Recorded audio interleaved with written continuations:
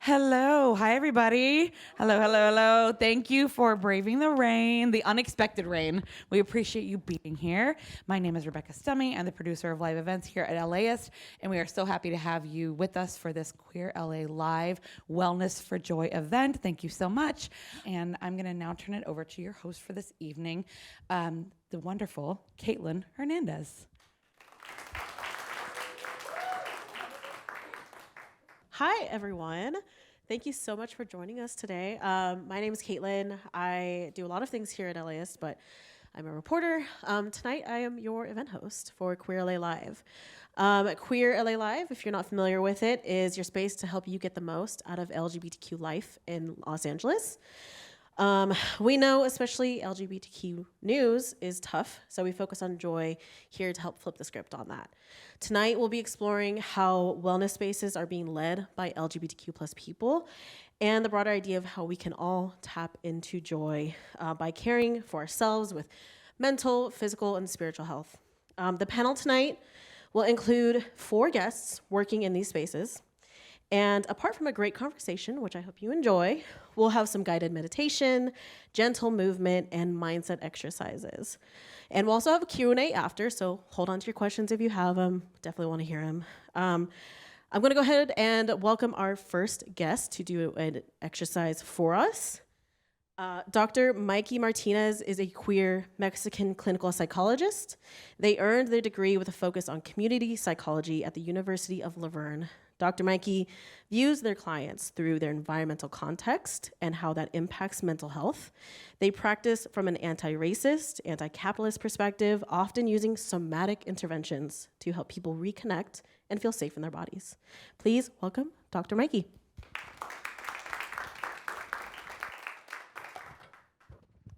Hello, everyone. Good evening. Thank you all for coming through.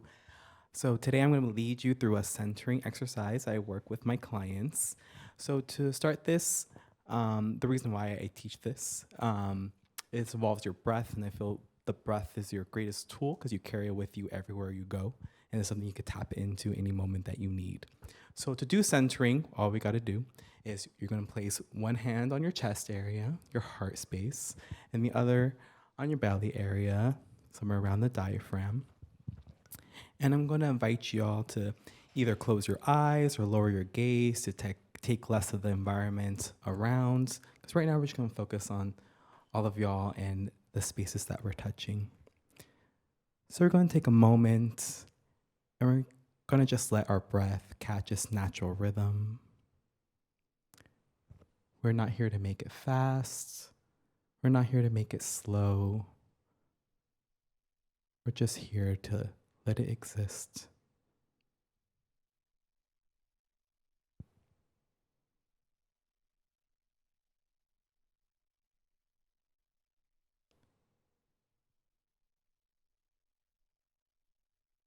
And as you catch that natural rhythm, you may take some time to notice the weight of your hands on your body, maybe even the temperature of the hands on your body.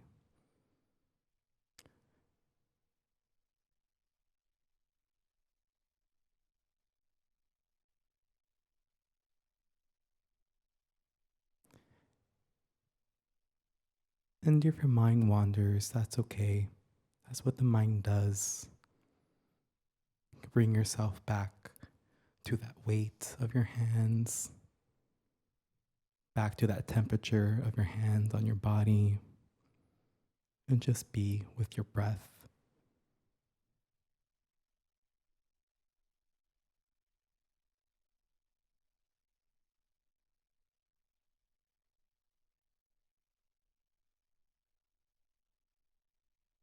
Now I invite you to take a moment to pay attention to the movement of your breath and how when you take a breath in, your hands move up.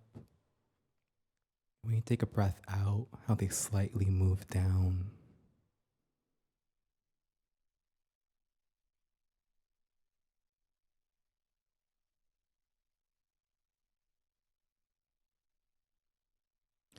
Whenever you need a moment, whenever you need a break, your breath is a great opportunity to ground yourself and do that.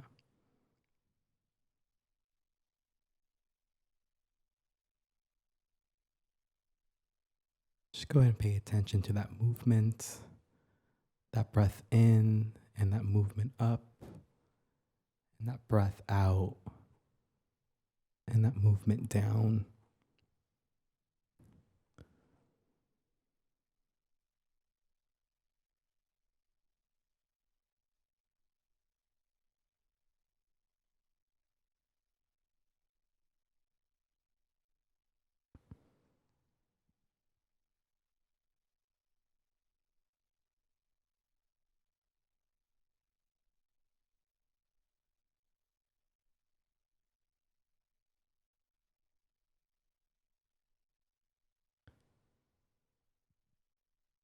Now I invite you to pay attention to the air as it enters your nose, and how when you take a breath in, the air may be slightly cold. As you breathe out, how it may just be just a bit more warmer than the breath in. So I invite you to notice that difference, to be with that temperature difference as you breathe in and out. Breathing in that cool air.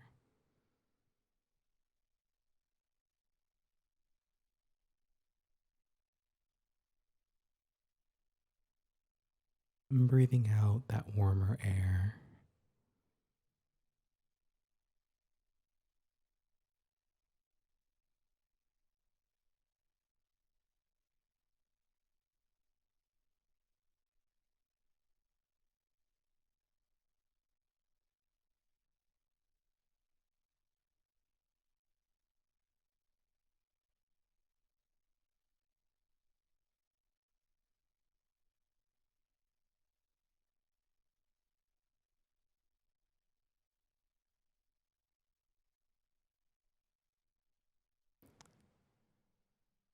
And I invite you in the last few moments of this exercise just to choose one of the ways to be with our breath, and just do that one more time. Whether it's the weight of your hands, the temperature of the air, the movement of your hands. I invite you to take one more moment just to be with your breath in the way that resonates the most with you.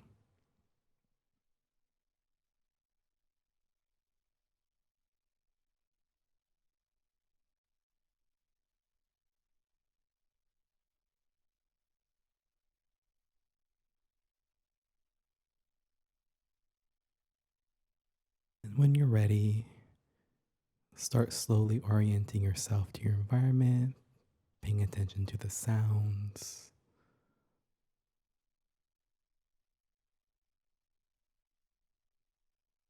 Slowly opening your eyes, take in the light and environment around you. There's no rush.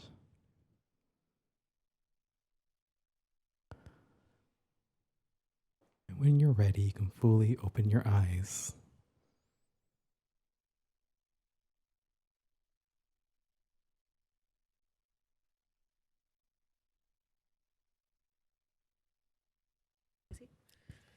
All right, hello everyone. I may feel antithetical to do a round of applause after something so calming, but let's do it.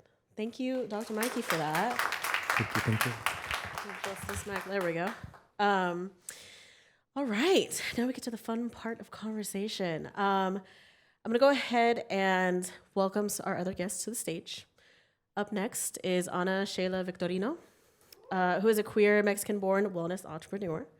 They are the co-founder of Bask Being, a workplace wellness company that believes in creating cultures of dignity and belonging, and co-host of Tamarindo, a podcast at the intersection of advocacy and self-care.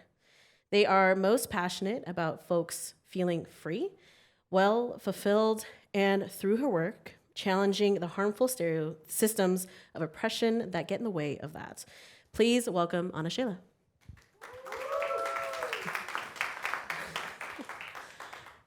And also joining us tonight, we have two amazing people from Everybody, a gym in the Cypress Park neighborhood.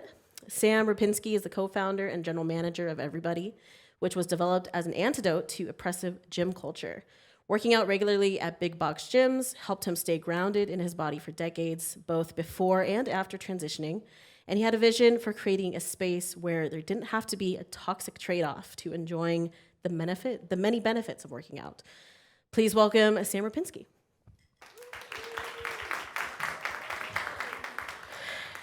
And lastly, but certainly not least, joining Sam from everybody is Ms. Puja Singh, a yoga teacher who's been at the gym since it started.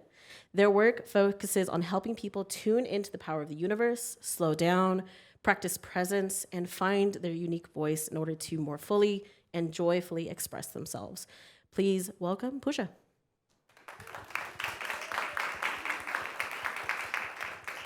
All right. Thank you all for being here. My first question to you all is to do some great level setting, I hope. So let's start off with that.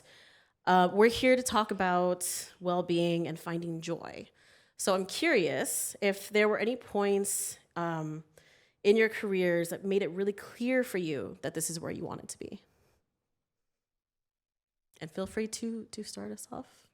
Mikey, Ana Sheila. I can go. Yeah, I think for me, by training, I'm a clinical psychologist. So I think it was really connecting with my friends. Like I was always the person people came and talked to and sought support from. And it's just something I kind of fell into. And when I got into grad school and actually started practicing therapy, it was working with clients. And there's two things that really stand out to me that made me really want to do this work. One is when I hear the words, I've never told anyone this before. Like that is when I got a gold star on my therapist's reward chart.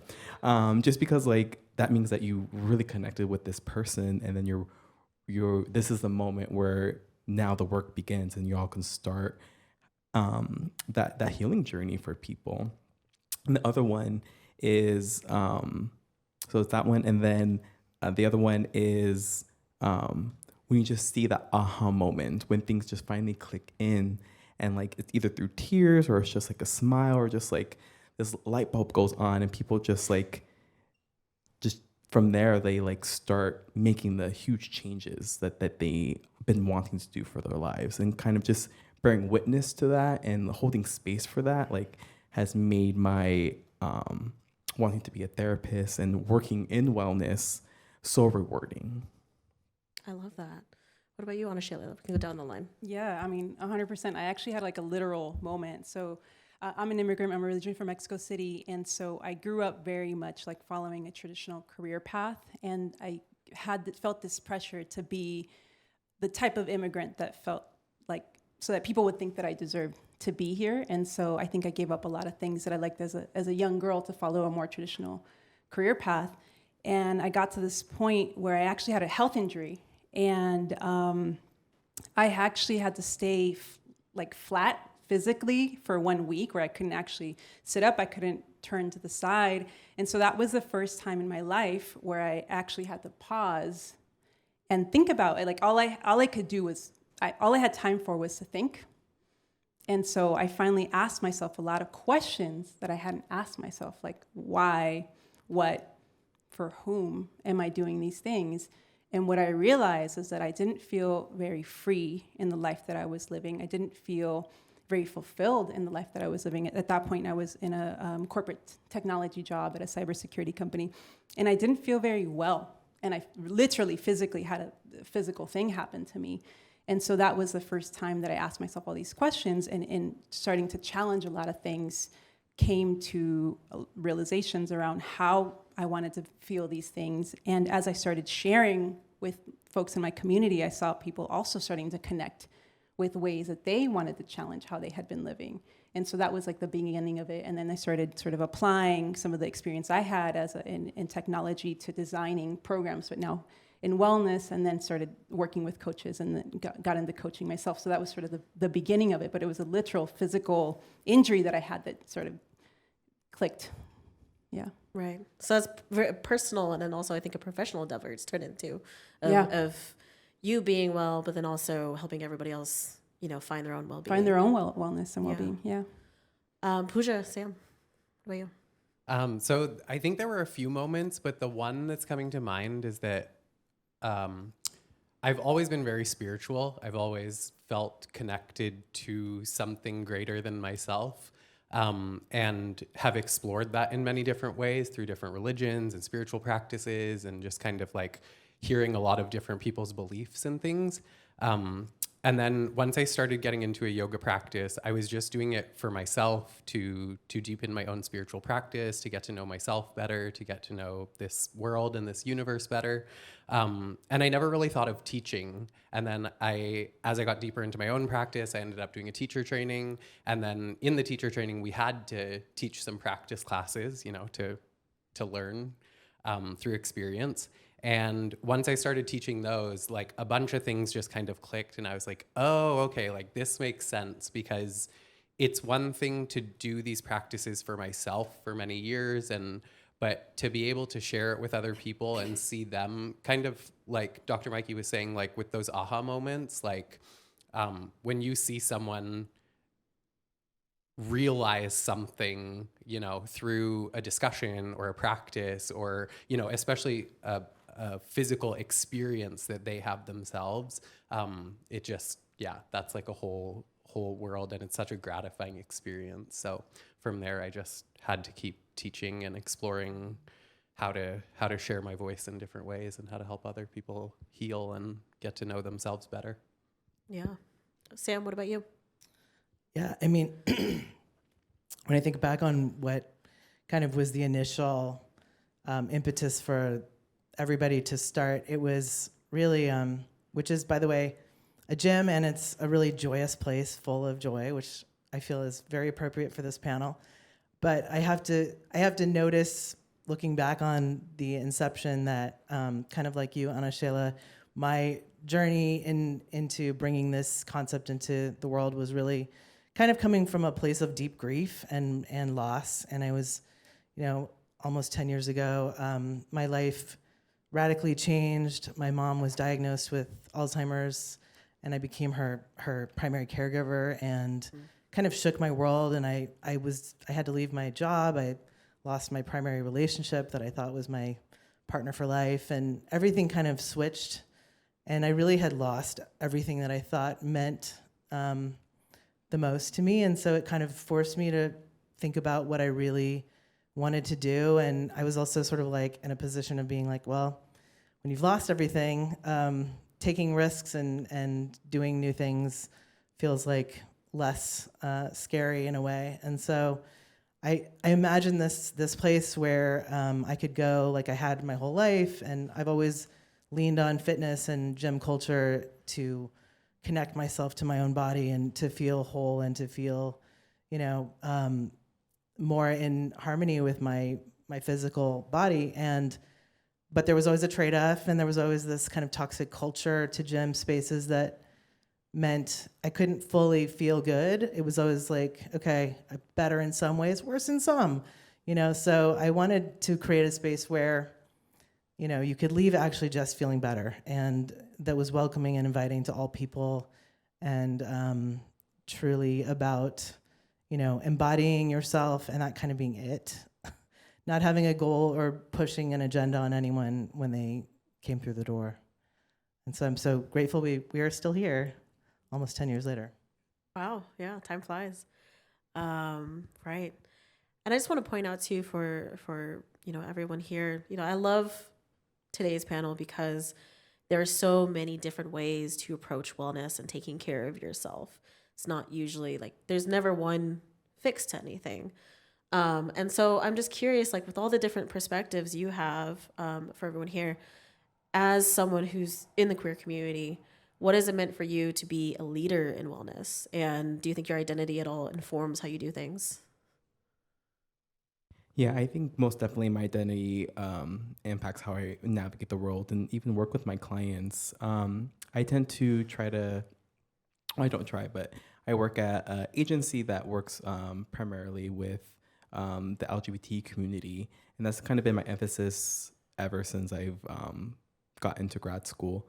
And I think that for me, in setting that as my concentration, I always wanted to be the person that I never had as a kid, someone that I can talk to and that can be a support and just be something that can help people going through what it means to be a member of this community, because it's not always the easiest, but we also have a lot of resiliency. We have a lot of queer ancestors that we can rely on, and gives us that resiliency to move forward. So I think I made a major effort with my identity to help people embrace who they are and understand that they can be unapologetically themselves, even maybe in a world where that may not feel like you can be.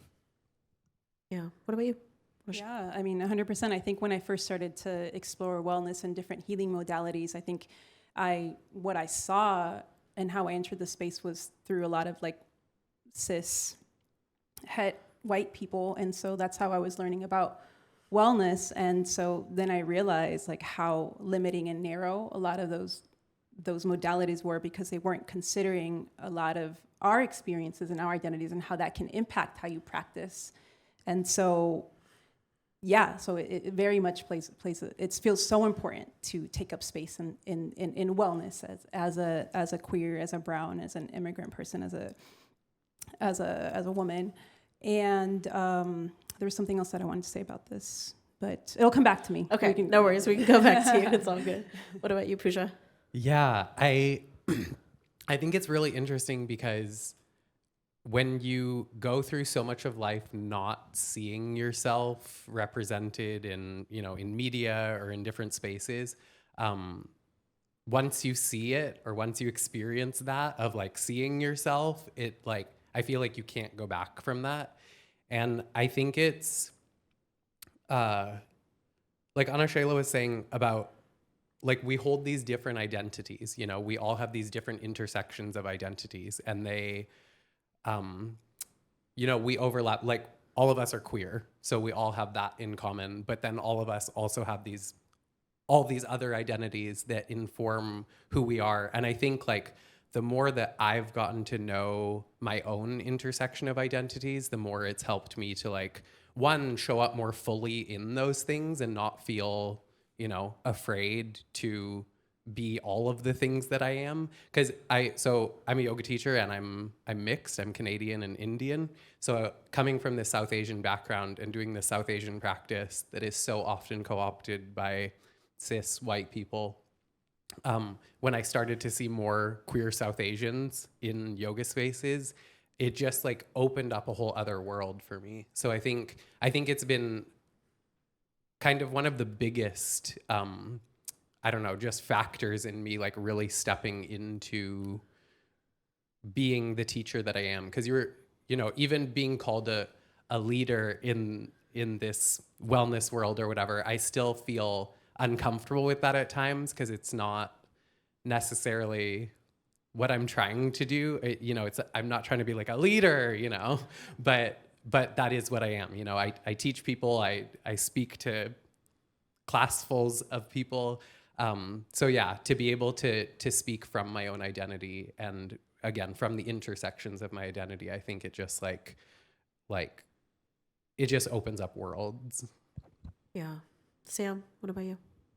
Yeah, I mean, I think our identity and our experiences inform what we do, how we do it, who we do it with, how we love, how we appreciate, how we lead, how we, everything. And I really value my illustrious queer history as a person, because it's got a lot of twists and turns, and I feel like all of that really informs me and my leadership and my approach to leadership, and it also gives me a lot of compassion and insight into different experiences, because I've lived as a lesbian for half my life, and then I've kind of lived as a man for half my life, so I have a very wide-ranging experience history, and I feel like that serves me, because I really can not only empathize, but I've been there, and so I know kind of what toxic masculinity feels like, and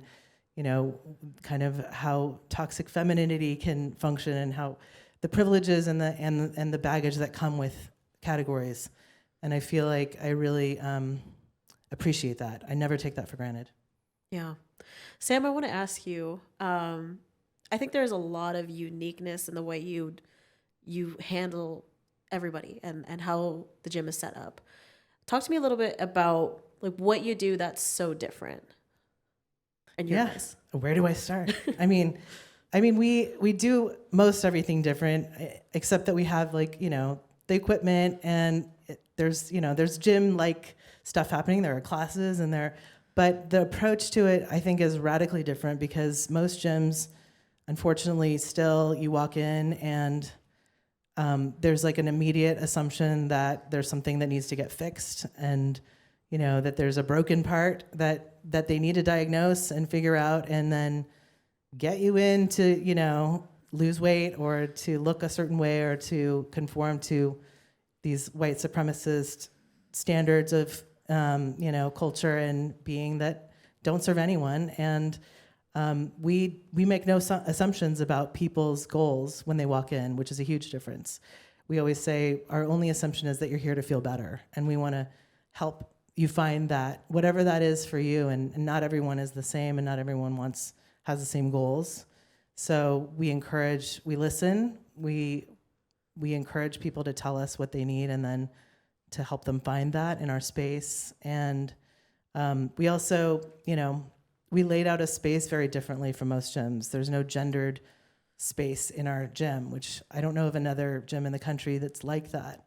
There's one locker room, there's one area for bathrooms, there's one sauna, and it's all shared. And so this kind of radical sharing of space really encourages people to understand how they take up space and who's in the room and navigate in a way that I think queer people always do, because we're always, in cis kind of hetero spaces finding our way. But this is truly, it's called everybody because it's everybody. And so it's not just queer folks, it's people who are maybe not familiar with queer folks or bodies or trans people. And so it kind of creates this shared community where people are not only there to, kind of come into their own bodies and experience them in different ways, but to connect with the community, which is really core to our goal as a business. Right. And I just want to point out too, like that there are things you do there in your policies that even just go beyond gender of like, people with disabilities can get access to cardio machines sooner. And so I appreciate that because there's so many times I think the term inclusivity or we're trying to make this open to diversity and include this that sometimes doesn't always translate into action. So I just think that's a cool way that you're doing your gym. Thank you. It's a work in progress, and we're always learning and growing and evolving. And it's an ambitious project, and so there's a lot of learning that's always going on. But yes, we're trying to be inclusive of all people and abilities and ages and genders, ethnicities, sizes, and that's a lot to do. Cool. Ana Sheila, I think what you do is rather interesting because with Bask Being, because it sits at this intersection of being about wellness, but it's also your job too, because it's wellness in work. Yeah. I'm curious, how do you go about finding a healthy balance between work and personal life?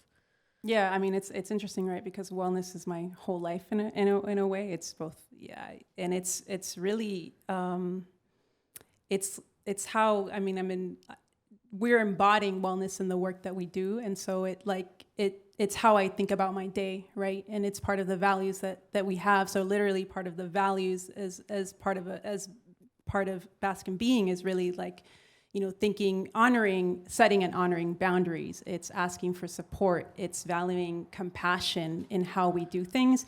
And just as that being part of our values, it means that's how that's in a way, that's the balance or the care that we apply to our lives and how we work together. So it's as simple as some of the things I just said to before meetings, I might meditate. Right. Or when I start a meeting with my co-founder, it's just two of us, and then we have other folks that work with us. But how we start a meeting is how we connect with each other as humans before we do anything else. We share anything that, if we're energetically feeling any type of way, we'll share that with each other. And it's tough, right? Because it is a business, right? So you can fall if you're not careful, fall to the pitfalls of like capitalism. And so we have to be very careful around how we are challenging those things that are toxic and unhealthy, and that we're committed to it and through our values. And so, yeah, so it's in everything that we do, even like small things like how we're challenging toxic capitalism, or like the use of violent language, for example. So like this, so whenever we find things, so, you know, we don't use the word deadline, we say due date. What are ways, where are different ways? Don't tell that to a journalist. Where are different ways that we can change how we're communicating and how we're working together, right?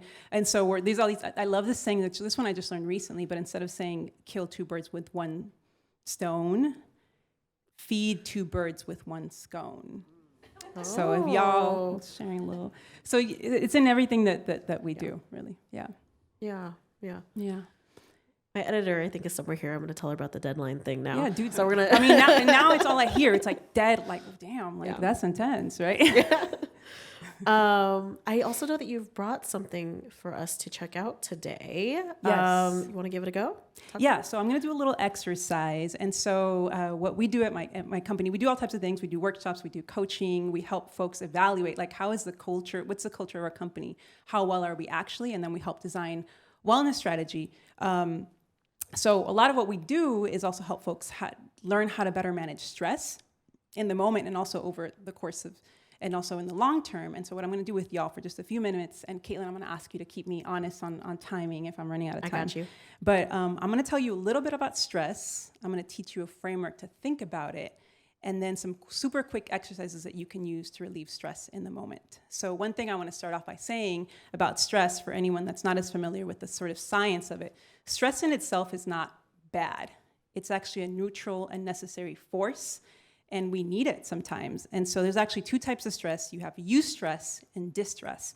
So eustress is actually a type of stress that is more positive and can create engagement, excitement. It can propel you to actually do things. It can actually cultivate well-being because it pushes you to actually do something that you want to do, right? But then we have distress. Examples of distress are chronic stress, acute stress, post-traumatic stress. And so the danger isn't just stress, period, but it's when stress becomes chronic, when you can't stop feeling stress. And unfortunately, in a lot of our words, there's a lot of things that are happening that make us feel chronically stressed. And unfortunately, that can have very, very serious impacts on our devastating consequences for our health. So we use a framework that we call the 3 R's of stress management: recognize, relieve, and reduce. And so we start with recognize because we can't heal what we can't name, right? So the first thing is actually recognize, what are we actually feeling? And you would think that would be really easy. The issue is that we live in this world where you're caught up in grind culture, and you might not actually realize what's going on with you if you don't create that intentional time to recognize what's going on. So Dr. Mikey, when they did the centering exercise, that was a moment for you to actually check in with yourself. But if you don't create that time, you might actually not know, right? And so it's interesting with my coaching clients, I'll usually start with an exercise where I do something similar to what Dr. Mikey did, where I ask them to check in. Let's start breathing, right? Let's start then, what's going on in your mind? What is your mind, what's your brain saying? And then and once we do that, what is your body saying? And I've had moments where, like, in that short exercise, folks will actually start crying because they had been so caught up just trying to get through the day. And sometimes that's what you need to do, right? But if you don't create that moment, and they'll start crying because that's the first moment they actually checked in with themselves. And then when they checked in with themselves, they were feeling all of that release and actually felt what was going on in their body and their brain and their body. So our breath and body and brain are constantly communicating with us, but we have to create that time to listen. And so what I'm going to do with y'all, I'm going to tell you a little bit about how you can use your breath, brain, and body to listen, and then also how you can use them to relieve stress in the moment. Okay, so for your breath, which Dr. Mikey kind of did, so let's say that you took a big intentional breath, right? So you breathe in, and you breathe out. So a common sign that you're stressed might be that it's shallow or short, if it's feeling choppy. So if you can't breathe in and breathe out like slowly and smoothly, that's a sign that you're stressed. So for example, for me earlier, when I did that same exercise, it felt choppy, right? Because I'm nervous, I'm a little stressed, right? And so that's how you know. So what can you do? There's so many different breath exercises that you can do. One is a belly breath. So we're gonna do that super quickly because I know y'all already did a little breath. But let's say I'm gonna ask you to put your hand on your belly button and another one on your chest. And you're gonna breathe in deeply. So the hand on your stomach rises before the hand on your chest. So you're gonna breathe in deeply so the hand on your stomach rises before the hand on your chest, and you're gonna breathe out slowly. And I'm gonna ask y'all to repeat that 5 times on your own, at your own pace.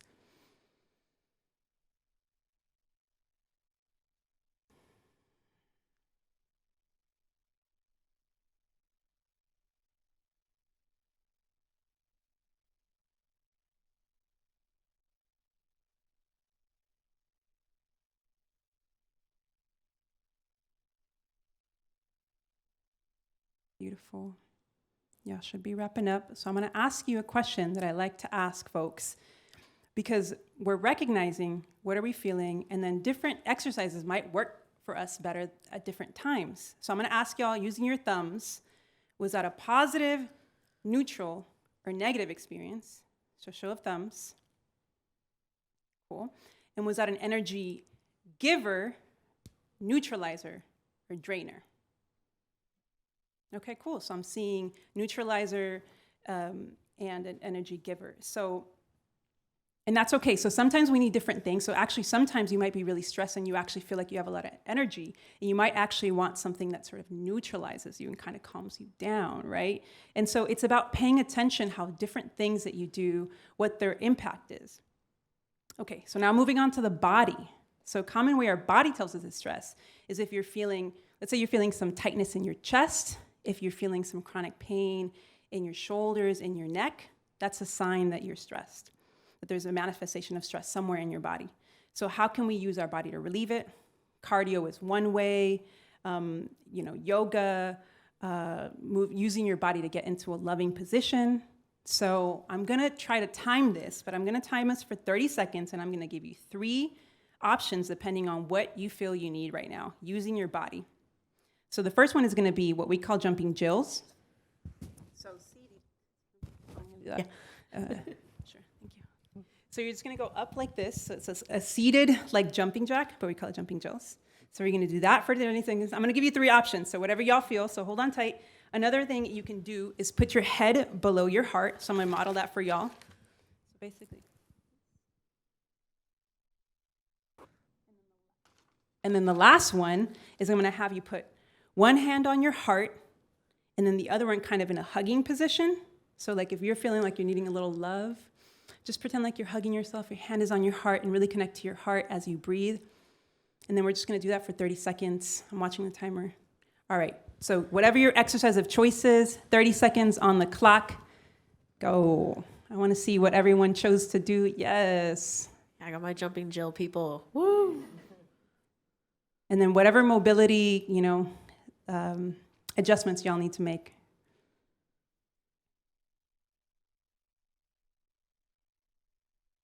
Beautiful.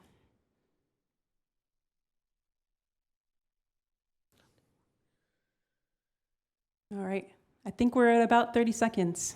Okay, thank y'all for participating. So again, I'm gonna ask y'all, was that a positive, neutral, or negative experience? And all answers are welcome because this is about y'all finding what this was for you. So positive, neutral, or negative. Beautiful. And was that an energy giver, neutralizer, or energy drainer? Okay, so we're seeing neutralizers, and beautiful. Okay, so lastly, our brain. So our brain tells us it's stressed when we are feeling anxiety spiral. So if y'all are seeing yourself go in these little circles, you are probably stressed. If you feel like you can't focus how you normally do, if it's like beyond your regular ADD, like if it's feeling worse, you're probably more stressed than you normally are. If you can't remember things that you normally do, you're probably stressed. So those are signs that your brain gives you that you're stressed. So what are quick exercises you can do?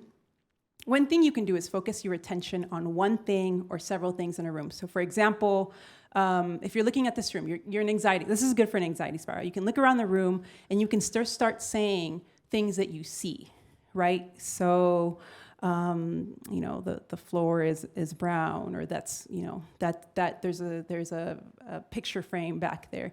So, and you just want to keep saying make as many observations as you can, and then you want to try to avoid making judgments, because if you start to make judgments, then that can sometimes feel a little bit, get you back into that spiral. So that's one thing you can do. Other practices are journaling, and the one that we're going to do right now together is practicing gratitude. So, and I know this can be hard when you're having a hard time. It can be hard to find something that you feel grateful for. So one thing that you can think about that's helpful is like, what is one thing that made me, in the last few days, that made me smile? And it can be as simple as your coffee. It can be as simple as the bird you heard chirping, right? So I'm gonna ask y'all, I'm gonna put 1 minute on the clock for this, and I'm gonna ask y'all to do this out loud in a whisper, or you can put it on your phone if you feel comfortable. But I want to encourage you to sort of kind of like mouth, but you're going to write or say 5 things that you feel grateful for today. And again, if that feels hard, what is something that made you smile? So I'm going to we'll do 45 seconds. So you have 45 seconds starting now to think of 5 or as many things as you can that made you smile or that you feel grateful for today.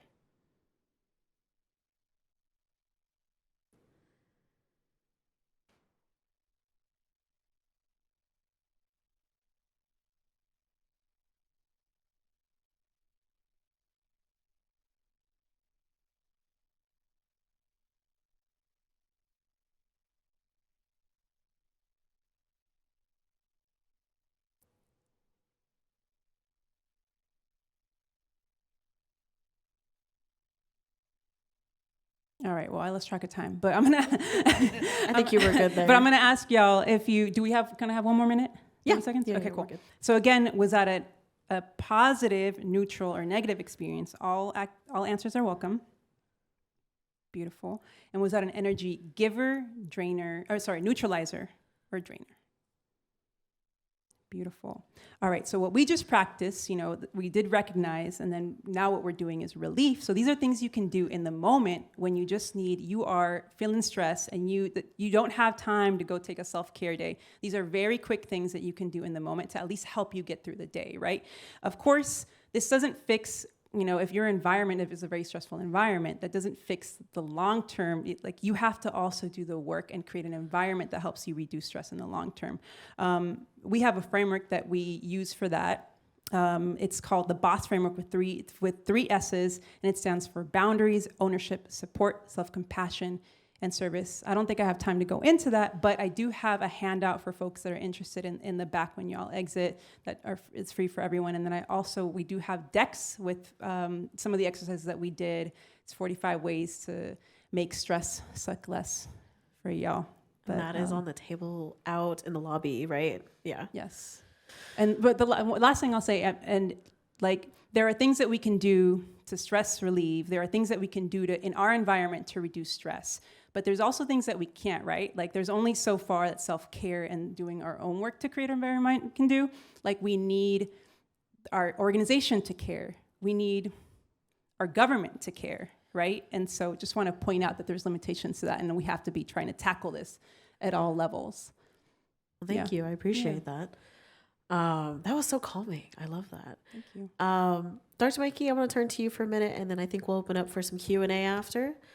I think speaking personally, some of these things that we're talking about here today is something my therapist has been trying to get me to do, which I'm just I don't get the point of this, of meditation, to an extent, going out and doing alone time, mental health walks or journaling or doing those calming breaths to bring anxiety down in the moment. I'm curious, can you talk to me a little bit about how paying more attention to our bodies when we're going through things, how that helps? Definitely. I'll start out, and I feel like we all have a really common denominator of that, so feel free for y'all to jump in, of course, too. But for me, it really boils down to nervous system regulation, right? Our nervous system is essentially our alarm system that tells us, hey, we need to fight, flight, or we need to fawn or freeze.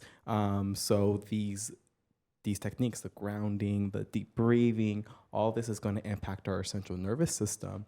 And once we do these skills, then our nervous system starts regulating itself, and you start going into your window of tolerance. And this window of tolerance doesn't necessarily mean that you don't experience stress, you don't experience negative feelings. It just means that you experience them and you're not getting overwhelmed by them. And it's when you step outside this window of tolerance, when you're in this chronic stress, that our fight and flight and freeze kind of kicks in. And if we're in there too long, that is when we get a lot of symptoms. We can get, mental health diagnoses, and it is using these skills, nature, meditation, deep breathing, that helps us get back into window tolerance, and then we can go on and move forward with our lives. So it's really just kind of helping us just better regulate and be, in stress that isn't like detrimental to our health. I love that. I'm going to tell my therapist about this. And she's going to be like, you listen to this person and not me who you're paying. Well, thank you so much. I want to go ahead and open it up to the audience here for Q&A. I think we have a mic going around, or maybe not. Oh, no, we do. So please feel free to raise your hand, ask your questions. I got some really talented expert folks here.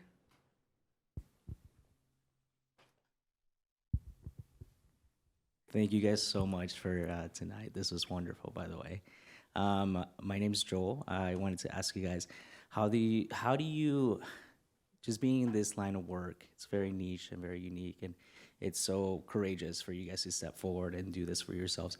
How did you silence your inner voice, your inner ego that said, no, you can't do this, that fear, to move forward with, what you're doing now and succeed and help others? Is that geared towards everyone, I think, right? I guess, yeah. Yeah? Yeah. Cool. Feel free. I think for me, the main thing is decentering myself. It's like being in service to others. It's like what helps me when my ego starts to get in the way about not thinking I can do something. It's like, who is this for me, or is this for somebody else, right? And so that's like the big piece that I remind myself is like, this is not about me, so get out of the way. I think for me, I really see myself in compassion. It's something I teach I really emphasize with my clients, but also with myself, because we're all human and we're gonna have feelings and reactions to things. And I love this ego thing. I think I'm gonna take that and kind of checking myself with that. But I really use compassion as a way to kind of ground myself and to move forward even with fear. And I always tell myself being courageous doesn't mean that you're without fear. It means that you're still able to persist and move forward even though you're fearful. So I always try to remind myself of okay, you're having these big feelings. That's okay. That's normal. It makes sense. But okay, let's get up and let's still move forward. Kind of little pep talk in a way. Do you want to chime in, Sam, Puja? I definitely agree with both of your sentiments entirely. And I would also add, especially in the path of yoga, we talk a lot about life purpose or dharma. And I think it's a constant question that I have to come back to. I think most people have to come back to kind of revisit and check in. But when it becomes clear, when you have the moments, the aha moments, and the moments when you're just in community with people and you just feel connection and you feel, again, something just greater than yourself, I think it really goes back to the idea of it's not about me, but it's about the whole experience of us together. For example, in a yoga class, I can't teach a yoga class if I don't have students. So it's an experience that we're co-creating, and I can facilitate it, but everyone else has to show up for that as well. Otherwise it's not the full experience that it is with everyone involved. So Totally agree with all of that. I mean, I think we're all trying to create community here, which is central to, healing the world that we live in. but we also have to give each other permission to make mistakes. And so I have to give myself permission. And when I make mistakes, I understand that that is part of human experience, and reject the perfectionism and the sense that you have to get everything right all the time, because that's in service to no one and not in service to community, certainly. Yeah. Anyone else have any questions?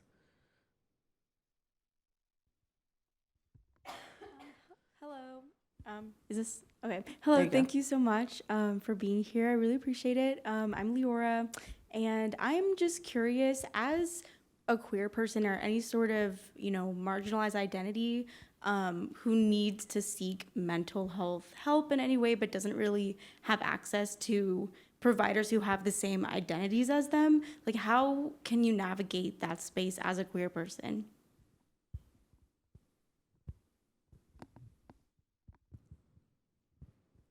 Dr. Mikey, I feel like this could be, I know, as a right? therapist, that could be perfect for you.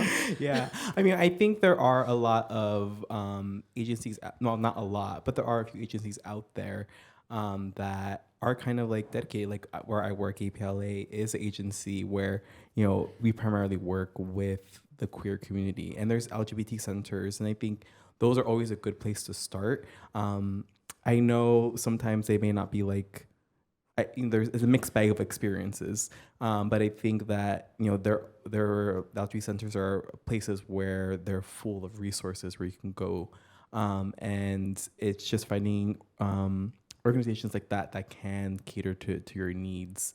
But it definitely can be tough, and I think it's linking up with your community too. Like we can all lean on each other and see what resources we have in general. Yeah, and I'll just add too, like as someone who's tried to navigate therapy recently, some places might be open to your suggestions of what you're looking for. So I might, be trying to do that as well. Anyone else have any questions? You have a question, Michael. Go for it. Hello, everyone. Our esteemed events intern. So I'm traveling through being selfish, and I feel that it helps me find time to center myself. Whereas I've always had the tribal mentality where it's like the tribe first. Do you have any advice for people on how to forgive themselves when they're giving themselves that time, and how important that is to be selfish? So this is something I think about a lot. We're quite individualistic in the West, and coming from an Indian background, I've seen what Indian community is like. And there's one thing in particular that I think of whenever I think about this. It's the mask coming down on the airplane and putting it on yourself before putting it on someone else. I specifically remember when I was younger being like, Mom, why would you do this? Why would you put your mask on before you put it on like your own baby? And she was like, if you die, you're not gonna be able to put it on your baby, So it's like that same kind of mentality where it's like, we have to take care of ourselves in order to take care of anyone else. We have to be, I'm hesitant to say it this way, but this is how it's coming out. We have to be as whole as we can be on our own in order to be able to really show up for others. And at the same time, with saying that, that doesn't mean that we shouldn't, rely on our community to help us, or even like bringing in boundaries, like having that boundary of like, I need this time and space to myself so that when I'm showing up for my community, I can show up fully. So I think it's just a matter of just kind of rewriting the stories around that whole idea of being selfish. I think we're taught that selfishness is a bad thing. And of course, if it becomes an ego trip and you're not even thinking about anyone else, then that's a different story. But I think in this case, what you're talking about is very much like that guilt is coming from, I think, some sense of like wanting to be the best that you can be for your community. So I think just acknowledging kind of the context that it's coming from. Yeah, I would add the last S in our framework for reducing stress in the long term, and so improving your well-being, is actually service. And what we say under that is be strategically selfish so that you can be in service to others. Because if you if you're not well, how are you going to help others, right? Thank you for that. Yeah. Go ahead. And I think I definitely want to echo something that Ana Sheila said earlier. It was kind of like languaging, or maybe I think it was, languaging, of like, selfish has like such a negative connotation. Sometimes it could be as easy as like changing that word. It could be like, okay, what can you say besides selfish, right? I'm taking like me time, or I'm taking time to reflect, right? And those have very different connotations that are not negative. But sometimes that makes it easier then to do that for yourself. All right. Well, this seems like a good time to have Puja come and close us out. We're going to get ready to do some gentle movement. So we're going to go ahead and clear the stage so that way Puja can get going, okay?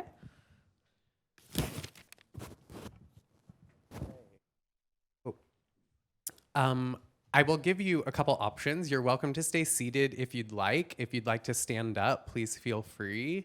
You can, if you want to stand up and move around, take up some space. We're just going to do some really basic, gentle stuff just to get our bodies moving a little bit. So actually, if everyone can stand up for a moment, even if you choose to stay seated for most of the exercises, if everyone can just get up for a moment and just move around on your feet a bit. You can just lift your feet or stand up on your tippy toes, just anything to get your feet and legs moving a little bit. Also, just notice your breath as we're moving. Keep coming back to your breath. Keep noticing how your breath feels. Use your breath to inform your movements, to initiate your movements. And then you can start to become still and root your feet onto the earth. Maybe wiggle your toes a little bit and really feel the connection of your feet to the earth. If you want to close your eyes or just soften your gaze for a moment. And just notice how it feels to stand on your own 2 feet. Can you lift up and out of your feet, standing a little taller, allowing the crown of your head to reach towards the sky? And as you breathe in, get even taller. And then sigh it out. Again, inhale, getting a little taller. And as you exhale, soften in some way, let go. And then if you want to gently blink your eyes open if they were closed, you can.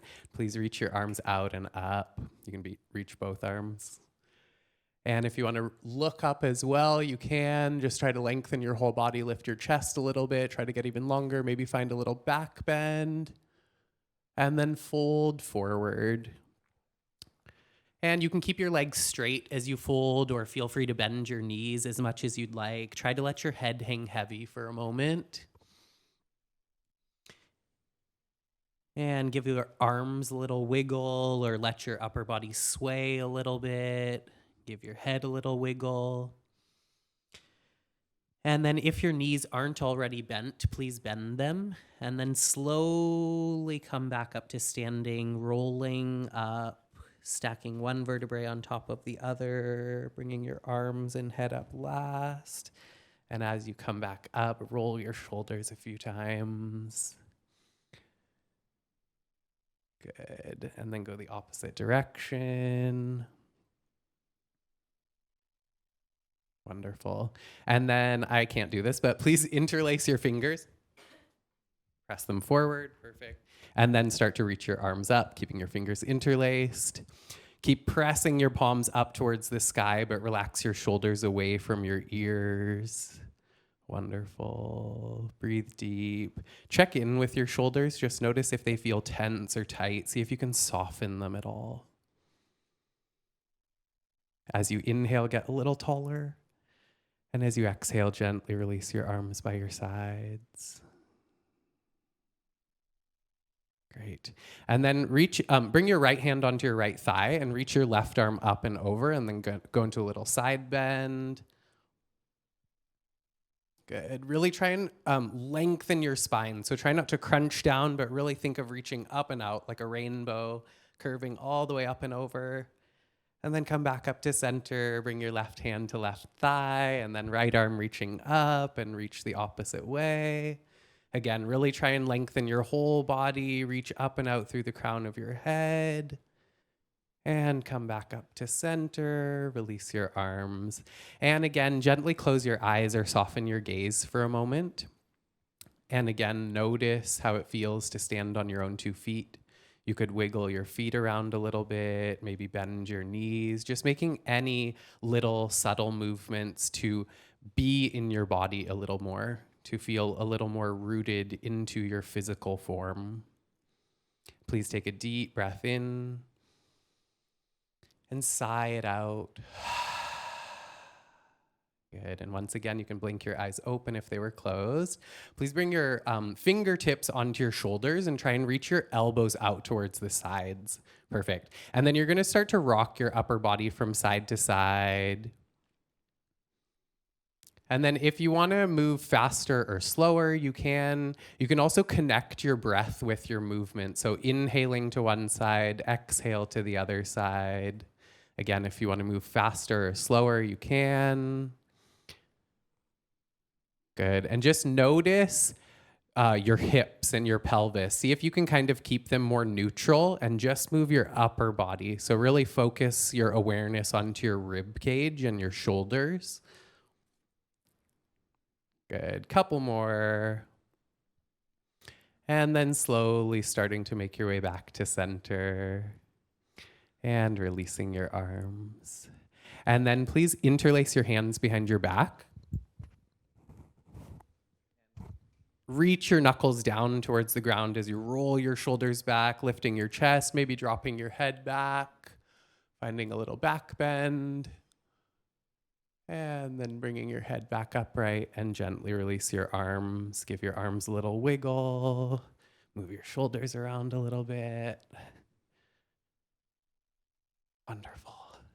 And then one more time, reach up and out. Get as tall as you can. This time, again, find a little back bend. Lift your chest. If it feels good, you could really bend back, but just extending your spine. So trying not to crunch your spine here. And then come back upright and gently release your arms. Give everything a little wiggle. Shake your legs out. Shake your arms out.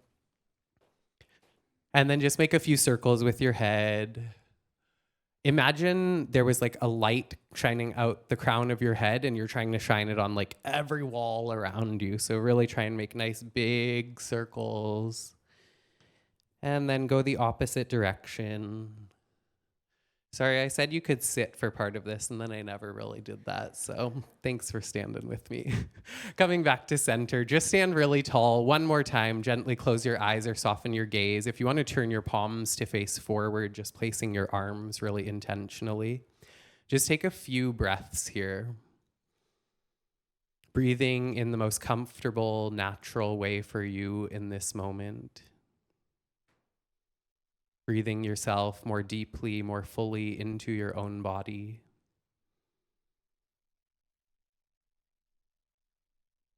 The next time you inhale, fill up as much as you can and sigh it out. And then please gently blink your eyes open if they were closed and make your way to a comfortable seat. So we're going to finish off. I'm going to sing an Indian devotional song. So I'm going to play this instrument here called the harmonium. And as I sing, if you want to close your eyes or soften your gaze, feel free to just receive the sound and the vibrations, taking them in. And yeah.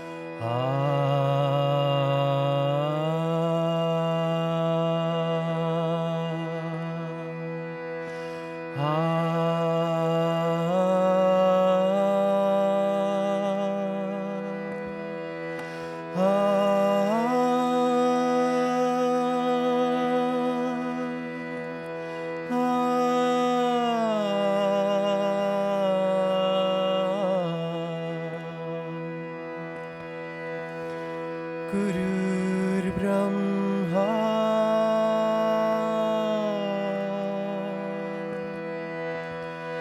Gurur Vishnu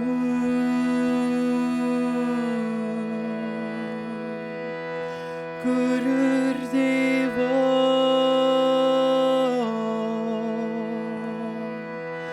Maheshwara Gurur Sakshat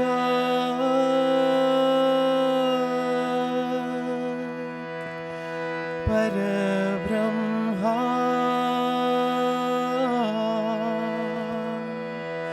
Tasmai Shri Guruve Namaha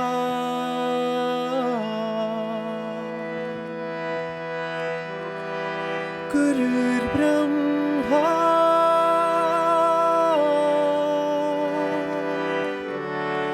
Gurur Vishnu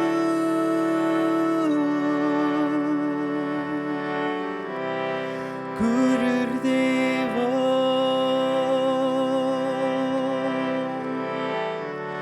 Maheshwara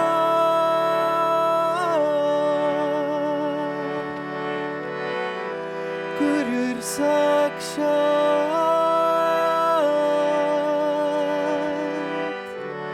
Parabrahma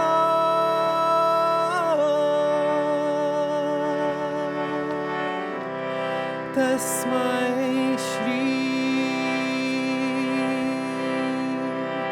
Guruve Namaha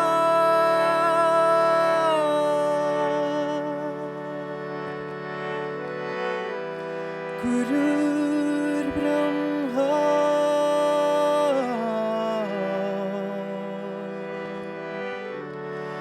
Gurur Vishnu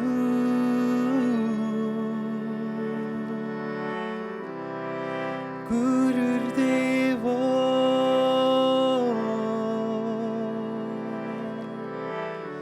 Maheshwara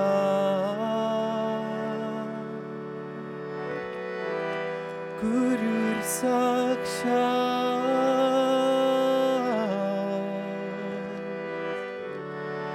Parabrahma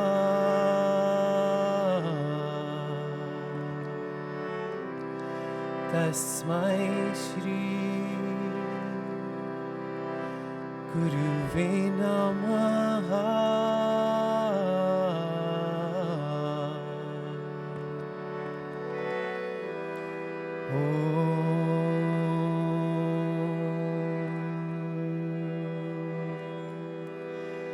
Shanti, Shanti, Shanti.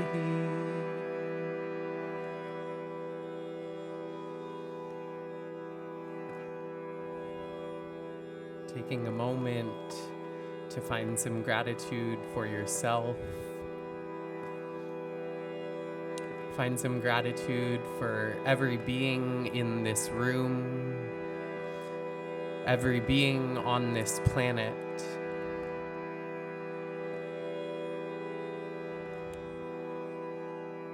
Acknowledging that you are connected to every other being, every human, every animal, every plant, and the earth itself.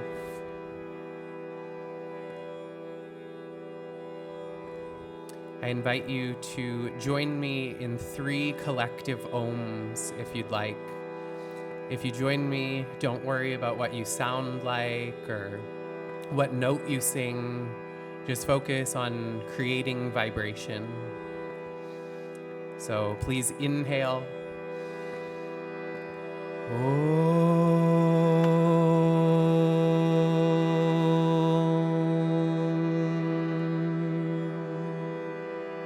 Two more.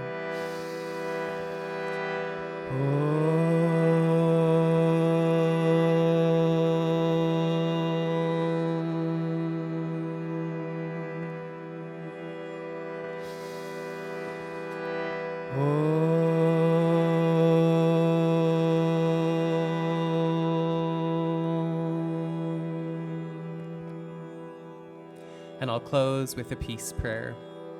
May all beings everywhere be free from unnecessary suffering, and may they find peace and happiness.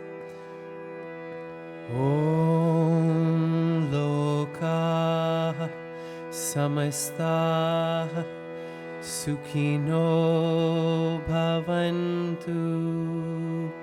Om Shanti Shanti Shanti. Thank you all so much.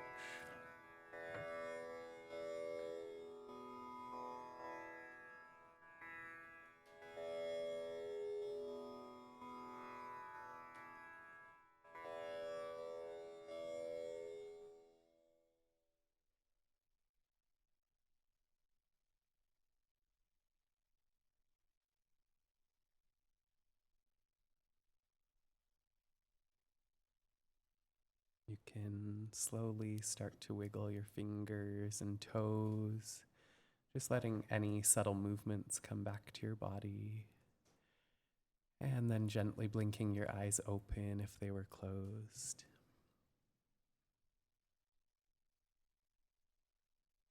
Again, thank you all so much.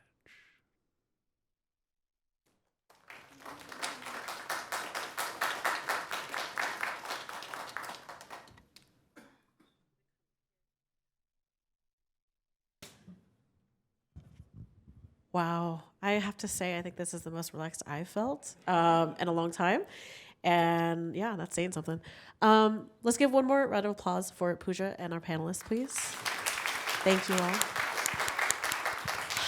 And thank you all for braving if there was rain on your route here. I heard it was raining outside.